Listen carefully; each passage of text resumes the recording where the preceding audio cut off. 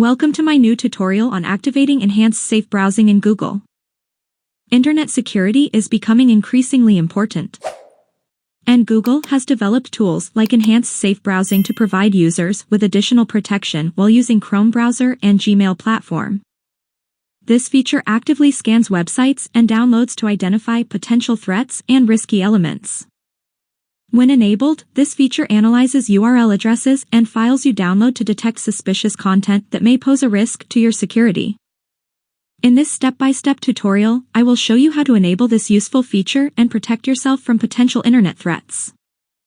Without further delay, let's get started. First, open any web browser you prefer, then go to and sign into your account. I will directly go to a Google search. Next, tap on your profile in the top right corner. Now, tap on the Google account option. The next thing you need to do is swipe left on these options at the top and tap on the security option. Now, scroll down, find the Enhanced Safe Browsing for your account option, and tap on the Manage Enhanced Safe Browsing option. Once you've done that, now tap on the switch, then tap on the Turn On button. Excellent! You have now enabled enhanced safe browsing in Google. That's all for this video. Like it if it was helpful, and subscribe to this channel for more tutorial videos like this one.